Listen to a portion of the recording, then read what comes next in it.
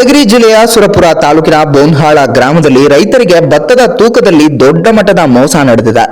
ಮಂಜುಳಾಪುರ ಗ್ರಾಮದ ಬೀರಮಲ್ಲಪ್ಪ ಎಂಬ ವ್ಯಕ್ತಿಗೆ ಸುಮಾರು 50ರಿಂದ 60 ರೈತರು ತಮ್ಮ ಭತ್ತವನ್ನ ಮಾರಾಟ ಮಾಡಿದ್ದಾರೆ.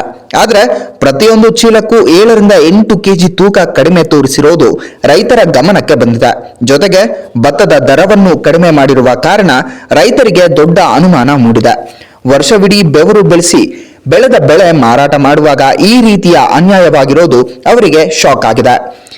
ಗ್ರಾಮೀಣ ಪ್ರದೇಶದಲ್ಲಿ ಇಂದಿಗೂ ಹಲವೆಡೆ ಡಿಜಿಟಲ್ ತಕ್ಕಡಿಗಳ ಬದಲು ಸಾಂಪ್ರದಾಯಿಕ ತಕ್ಕಡಿಗಳನ್ನು ಬಳಸಲಾಗ್ತಾ ಇದೆ. ಇದರಿಂದ ವ್ಯವಹಾರದಲ್ಲಿ ಮೋಸ ನಡೆಯುತ್ತಲೇ ಇದೆ. ಈ ವಿಷಯದಲ್ಲಿ ಯಾವುದೇ ಅಧಿಕೃತ ದಾಳಿ ಅಥವಾ ಪರಿಶೀಲನೆ ನಡೆಸದೇ ಇರೋದು ರೈತರನ್ನ ಇನ್ನಷ್ಟು ಕಂಗಾಲು ಮಾಡಿದೆ. ಸರಿಯಾದ ಮಾರುಕಟ್ಟೆ ವ್ಯವಸ್ಥೆ, ತೂಕದ ನಿಗಾವಳಿ ಇಲ್ಲದ ಕಾರಣದಿಂದಾಗಿ ಅನ್ನದಾತರು ನಷ್ಟಕ್ಕೆ ತುತ್ತಾಗ್ತಾ ಇದ್ದಾರೆ. ಬೋನ್ಹಾಳ ಗ್ರಾಮದ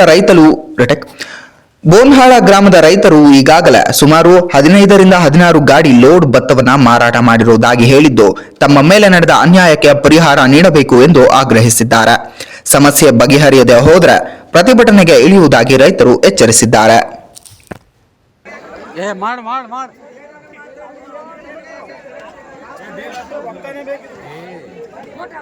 ಪೊಲೀಸರು ಬಂದ್ರೆ ಏನು ನ್ಯಾಯ ಬಗೆಹರಿಯುತ್ತೆ?